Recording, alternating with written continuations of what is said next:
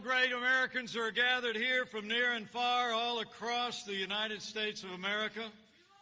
It is great to be at the Student Action Summit for TPUSA. Wow. You all look great. It's amazing to think about the progress this group has made. Grown to more than 250,000 students across 2,000 campuses in America. Turning Point USA is turning our country around. And I want to give a special greeting. I heard there's a couple of dozen Hoosiers that are in the house.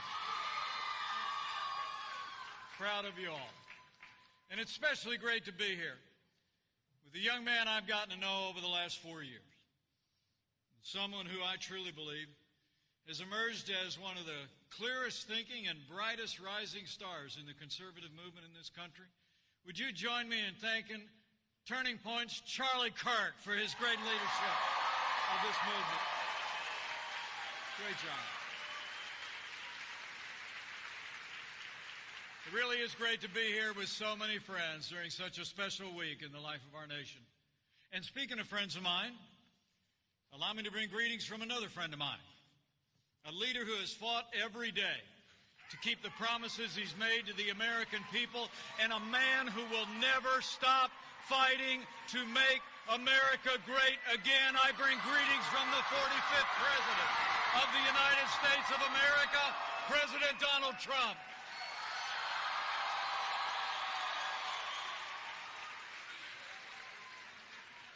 You know, it's amazing to think, with your support, President Trump and our team received more than 74 million votes across America. 10 million more than in 2016, and more votes than any incumbent president in American history. We flipped 12 seats in the United States Congress. And the president actually received the greatest share of minority votes for a Republican president in 60 years.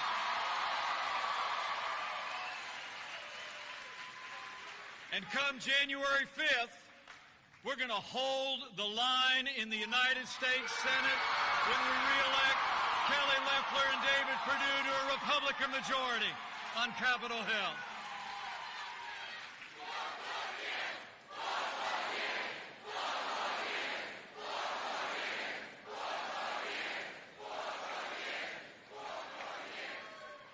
And as our election contest continues, I'll make you a promise. We're going to keep fighting until every legal vote is counted. We're going to keep fighting until every illegal vote is thrown out.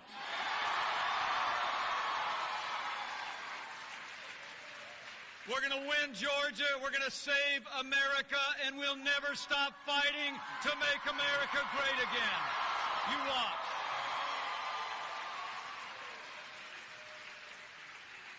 But I came here today after what I know has been a great conference here at Turning Point, just to say thank you. Thank you for your support. Thank you for your hard work, your enthusiasm, and your prayers. But I came here today to say to the men and women of Turning Point USA, stay in the fight.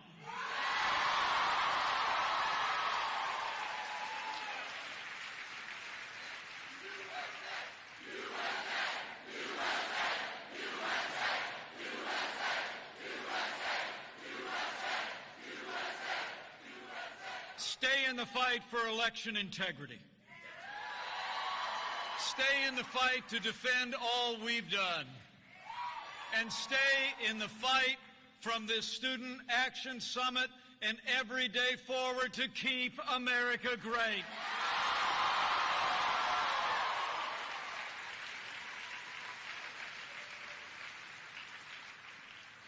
It's amazing to think, with your support, what we've achieved under President Trump's leadership. against unrelenting resistance and attacks from the Democrats, the radical left, and their allies in the media. We've made incredible progress. I mean, think about it. 4 years ago, we inherited a military hollowed out by reckless budget cuts, an economy struggling to break out of the worst recovery since the Great Depression. Terrorism was on the rise, and we witnessed a steady assault on our most cherished values. But with your support, under President Donald Trump, we rebuilt our military. We revived this economy. We secured our border, stood with law enforcement. And we fought for life and liberty and the Constitution of the United States of America.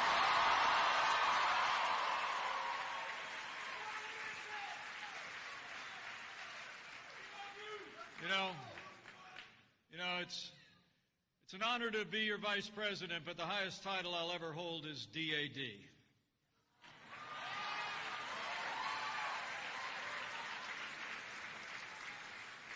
And as your vice president and as the proud father of a United States Marine, I couldn't be more proud to serve alongside a president who cares so deeply about the men and women of our armed forces. President Trump has actually signed the largest increases in our national defense since the days of Ronald Reagan. We're finally giving our soldiers, sailors, airmen, Marines, Coast Guard, and Space Force the support they deserve to defend this nation. True. And with that renewed American strength, we've stood with our allies and we've stood up to our enemies. We took the fight to radical Islamic terrorists on our terms, on their soil. At the direction of our Commander-in-Chief, the Armed Forces of the United States took down the last inch of territory under the black flag of ISIS and took out their leader without one American casualty.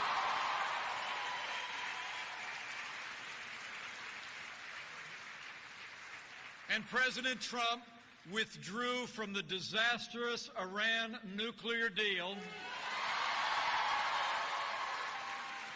And when the most dangerous terrorist in the world, an Iranian general responsible for the death of hundreds of American service members, was in our sights, President Trump took action and Qasem Soleimani is gone.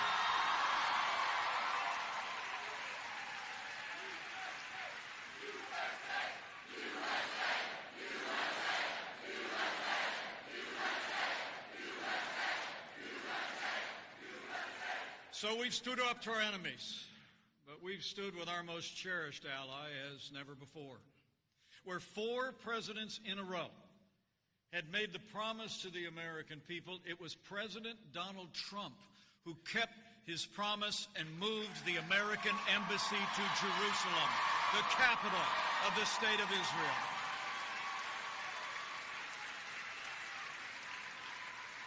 And now, for the first time in 26 years, 4 Arab countries have recognized Israel's right to exist. That is peace through strength.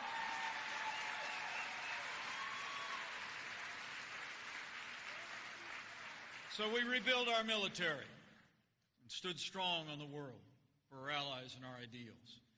And here at home, under this president's leadership, we revived the American economy. After the slowest recovery in 75 years, President Trump cut taxes across the board for working families and businesses. We rolled back regulation at a historic pace, fought for free and fair trade, and unleashed American energy. In fact, it was 3 years ago today that President Trump signed the largest tax cuts and tax reform in history.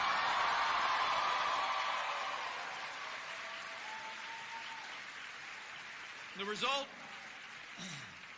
in 3 short years, businesses large and small created more than 7 million good-paying jobs, and wages rose at their fastest pace in more than 10 years, and they rose most rapidly for African Americans and Hispanic Americans. The forgotten men and women are forgotten no more.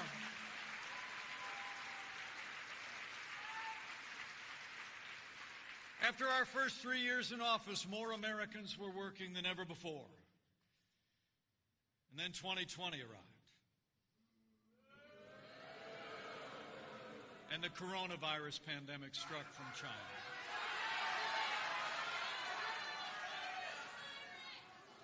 And under President Trump's leadership, America responded. We launched the largest national mobilization since World War II. We reinvented testing from a standing start. We saw to the delivery of billions of medical supplies and equipment to hospitals all across the land, and we secured direct support for businesses and working families and developed new medicines that are saving lives every single day.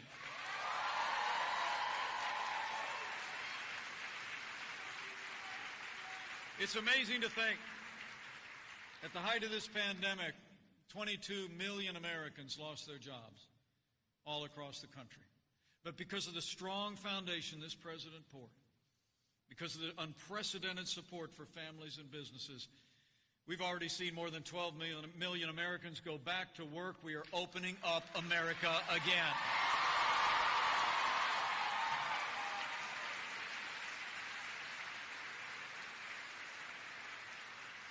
And most important of all, after a year of hardship and heartbreak for the American people, President Trump delivered on his promise, and today we have not one but two safe and effective coronavirus vaccines being administered all across America.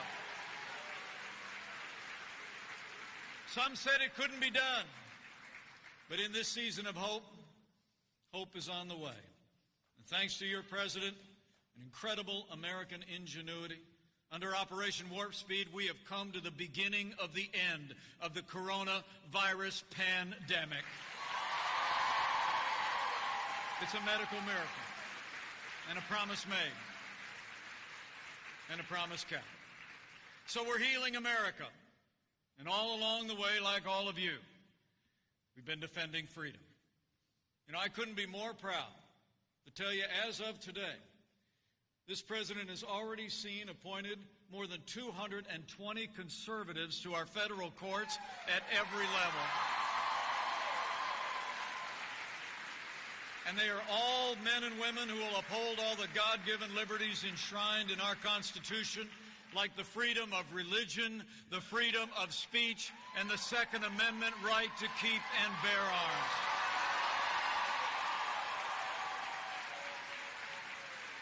And that includes Justice Neil Gorsuch, Justice Brett Kavanaugh, and Justice Amy Coney Barrett.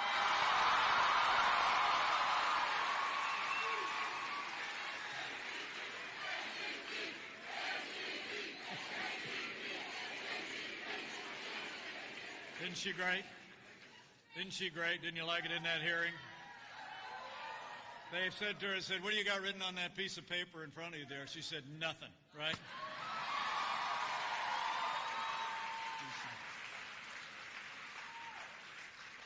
And those appointments are more important than ever before. Because the truth is, before we took office under the last administration, you remember it, we saw a steady assault on our values and on our freedoms. The last administration actually trampled on the religious liberty of Americans, violated the conscience rights of doctors and nurses and religious charities. They even hauled a group of Catholic nuns into federal court to order them to compromise their faith to live under the standards of Obamacare. In fact, we saw that religious intolerance writ large when Amy Coney Barrett was up for a Court of Appeals post a couple years ago, you remember? The number one Democrat on the Judiciary Committee said that she was concerned about Amy Coney Barrett's Christian faith. In fact, she said, and I quote, because, quote, the dogma lives loudly within you. And Hollywood liberals have been attacking Amy Coney Barrett for her Christian faith ever since, haven't they? Well, I got news for the Democrats in Washington and their Hollywood friends. That dogma lives loudly in me. That dogma lives loudly in you. And the right to live and worship according to the dictates of our faith lives loudly in the Constitution of the United States of America.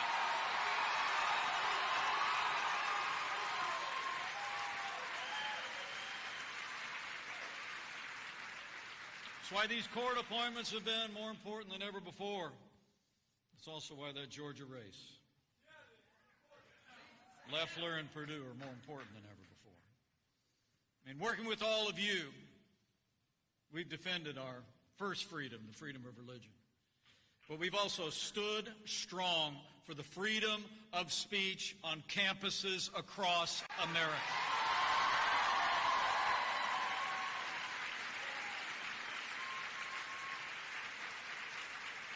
Justice Alito gave a speech a little while back to the Federalist Society. You ought to check it out. He said, and I quote, "We need to do whatever we can to prevent the freedom of speech from becoming a second-tier constitutional right." And that's just what we've done. Under President Trump's leadership, we've gone into federal court to defend the freedom of speech on campuses in America, and this president signed an executive order directing federal agencies to tie research grants to the defense of the freedom of speech.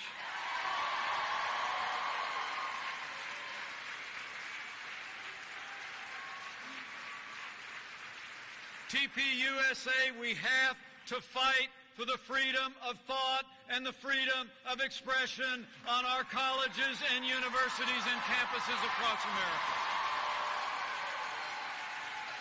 Got to stand up.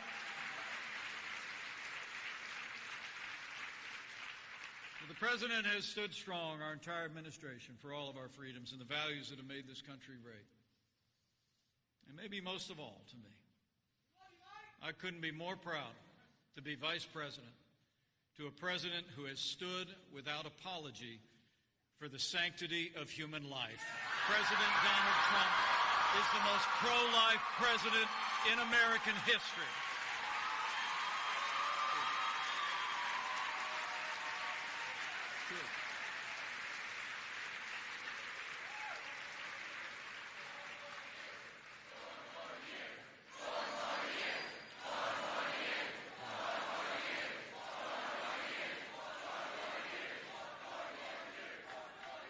So I don't think I have to tell you this. So for all we've done, for all we have yet to do, stay in the fight.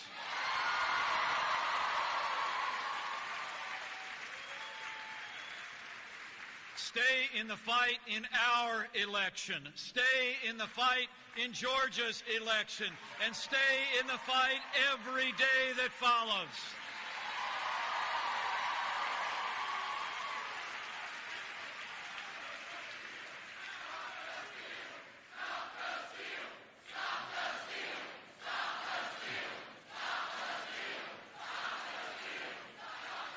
We need you to stay in the fight, to be a check on what the Democrats and the radical left want to do and what they want to undo, all that we've done.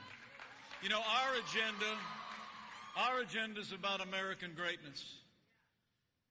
Their agenda is about American decline. Where we cut taxes, rolled back regulation, and advanced freedom, their agenda is higher taxes, open borders, socialized medicine, a Green New Deal, and abortion on demand. They want to make rich people poorer and poor people more comfortable. We have fought to make every American richer, and that's exactly what we've done. Under President Donald Trump, median household income in America rose by the largest amount ever recorded. A rising tide lifts all boats. So men and women of TPUSA, you stay in the fight. To finish what we started, The President and I are counting on all of you. We need your voices. We need this energy. And we need your vision. We need you to stay in the fight for freedom, because the fight for freedom never ends. You know, my second favorite president used to say, freedom is never more than one generation away from extinction.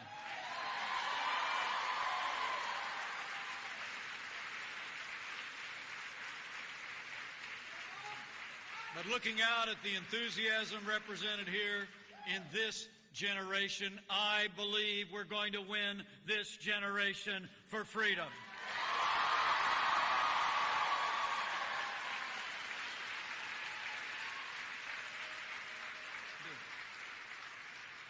You know, today, Democrats openly advocate an economic system that has impoverished millions around the world. Under the guise of Medicare for All and a Green New Deal, Democrats are embracing the same tired economic theories that have impoverished nations and stifled the liberties of millions of people over the past century. But let's be clear. It was freedom, not socialism, that gave us the most prosperous economy in the history of the world.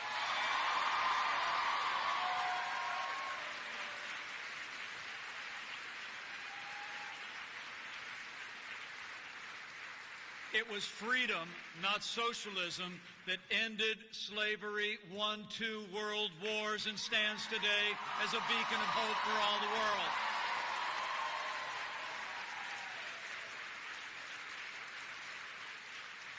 It was freedom, not socialism, that's moving us beyond the prejudices of the past to form a more perfect union and extend the blessings of liberty to every American, regardless of race or creed or color. It's freedom.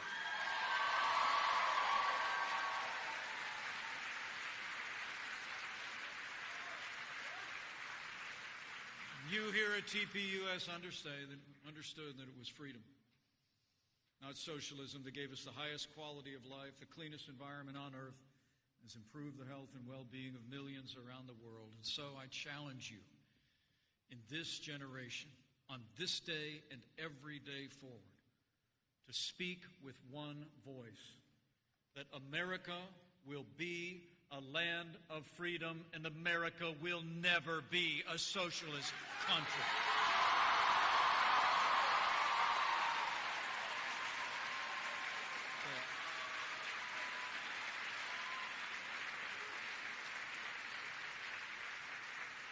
So it's really great to be with you today, with this rising generation of conservative leaders. You are an impressive sight. And I came here today to thank you and to challenge you, because this is your moment. You know, 3 years ago in Poland, President Trump declared, and I quote, "The fundamental question of our time is whether the West has the will to survive." As we gather here today,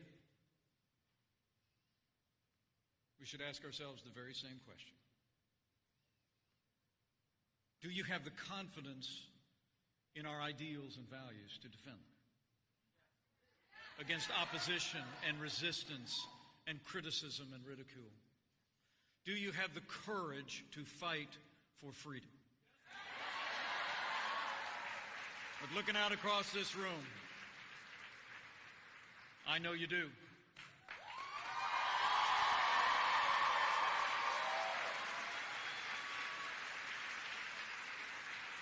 Because it's clear to me, I'm not just looking at the leaders of a generation or the future leaders of the conservative movement. I'm looking at the future leaders of America.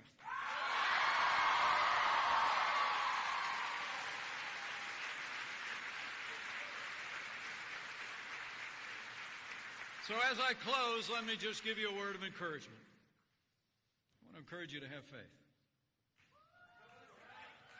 Have faith in yourselves and in your own capacity to make a difference in the life of your family, your community, your state, your nation. Speak your dreams. It's the first test of someone that would step into the public square. You've got to be willing to look people in the eye and say, I've got a heart to serve, and I'm willing to step forward and help lead America. You do that. Believe in yourself.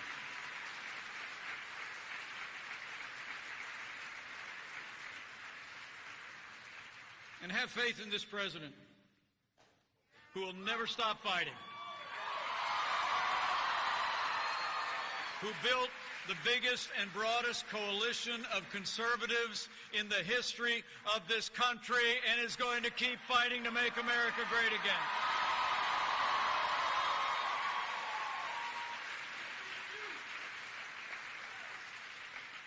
Have faith in the American people. You know, I truly do believe that a careful study of American history shows every time the American people are presented with a vision and with leadership founded in freedom, the American people choose freedom every time.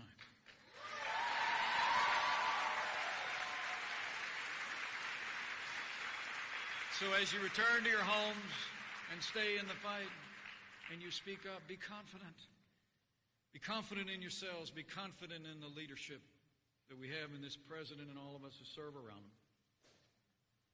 Be confident that the American people are ready, willing, and able. Inscribed on the side of the Liberty Bell is an ancient verse that says, "Proclaim liberty throughout all the land and unto all the inhabitants thereof." When we proclaim liberty in these United States, the American people rally to our cause. You go do it.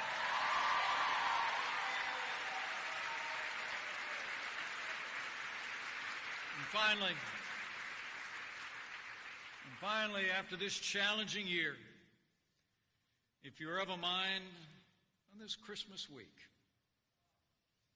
I'd encourage you to take time to be still. Reflect on the blessings in your life, the blessings of your families, the blessings of having been born and raised in the greatest nation in the history of the world.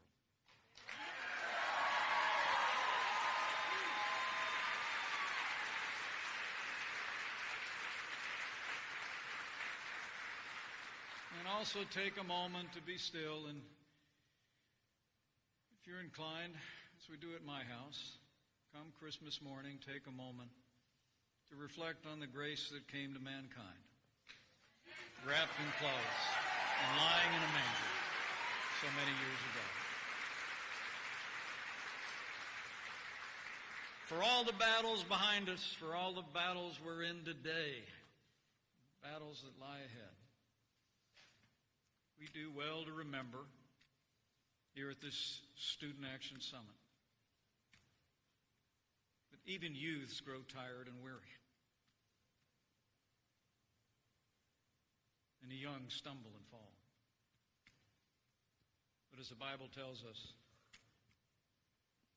those who wait on the Lord will renew their strength.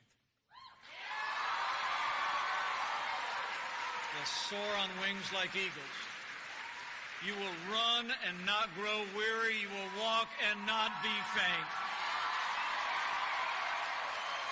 Proclaim that grace and run the race. And I believe if you do that, you believe in that dream that's in your heart to serve and to lead. And you trust the leaders that have been raised up this time in the life of our nation. Believe in the American people and put your faith in Him who has ever guided the destiny of this great land. I believe we're going to keep on winning.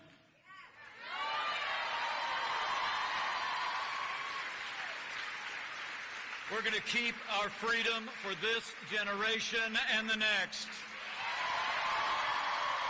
And the best days for the conservative movement and for the United States of America are yet to come. Thank you all very much. God bless you.